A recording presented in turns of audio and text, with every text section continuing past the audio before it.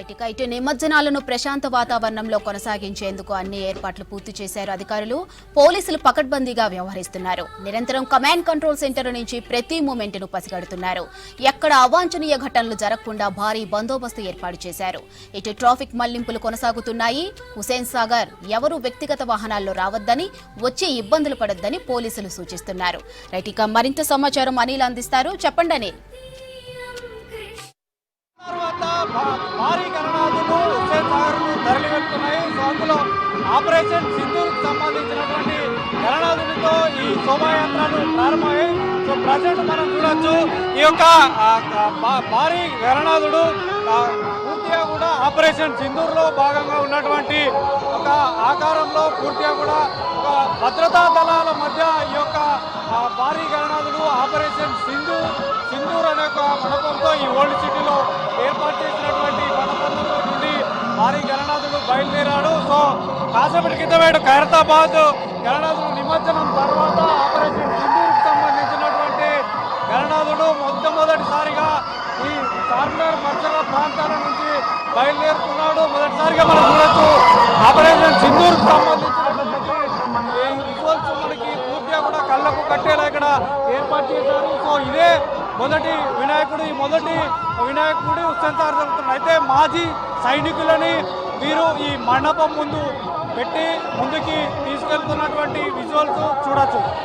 మొత్తానికి చార్మినార్ వద్ద చాలా కోలాహలంగా కనిపిస్తుంది. మొట్టమొదటి వినాయకుడు ఇక్కడ నుండి ఆపరేషన్ సింధూర్ వినాయకుడే శోభాయాత్రలో మొట్టమొదటి వినాయకుడిగా ప్రారంభమైంది. సో ఈ యొక్క బాలాపూర్ గణనాథుడు కూడా ఇదే మార్గం గుండా వస్తాడు కాబట్టి ఏర్పాటు చేశారు. అయితే ఈ బాలాపూర్ గణేష్కు సంబంధించి కూడా దాదాపు చార్మినార్ వద్ద ఉన్నటువంటి ఈ వినాయకుల తర్వాత ఉన్నాడు. మనకు ఇప్పుడు ప్రజెంట్ విజువల్లో చూడవచ్చు. ఈ యొక్క సెటప్ బ్యాక్ సైడ్ కూడా చూడొచ్చు. మనకు ఆ యొక్క గణనాథునికి సంబంధించినటువంటి ఆపరేషన్ సింధూర్ మనకి ఏదైతే ప్రపంచంలో అంటే మనకి భారతదేశంలో మొన్నటి వరకు జరిగినటువంటి ఆపరేషన్ సింధూర్ ఏదైతే జరిగిందో సో దానికి సంబంధించినటువంటి ఆకారాన్ని ఇక్కడ ఏర్పాటు చేశారు. 9 రోజుల పాటు పూజలు అందుకున్నటువంటి ఈ ఆపరేషన్ సింధూర్ సంబంధించినటువంటి గణనాథుడు జాతీయ జెండాలు తర్వాత ఇక్కడ ఫ్లైట్ కూడా ఏర్పాటు చేసి మనకి ఇక్కడ ఏర్పాటు చేశారు. సో మొత్తానికి ఇక్కడ చూడొచ్చు మనకి పూర్తిగా కూడా ఒక మాజీ సైనికులను కూడా ఇక్కడ పెట్టి వీరంతా కూడా ఇక్కడ ఏర్పాట్లు చేశారు. సో ఓవరాల్గా మాత్రం ఈ చార్మినార్ వద్ద ఒక కోలాహలం ఏర్పడింది. భాగ్యనగర్ ఉత్సవ సమితి తరఫున నుండి కూడా ఇక్కడ వీరంతా అన్ని రకాల ఏర్పాట్లు చేశారు. సో చార్మినార్ గుండా చాలా గణనాథులు ఇక్కడ నుంచి తరలి వెళ్తున్నాయి. సో అందులో ఈ ఆపరేషన్ సింధూర్ గణనాథుడే మొట్టమొదటిసారిగా శోభాయాత్ర ప్రారంభమైంది. దీని తర్వాత వరుసగా కూడా ఇక్కడ గణనాథులు ఉన్నాయి. మనకి యాజ్ యూజువల్గా ఇక్కడ ఉన్నటువంటి ఆపరేషన్ సింధూర్కి సంబంధించినటువంటి ఘటనలను బేస్ చేసుకుని ఇక్కడ ఏర్పాటు చేశారు.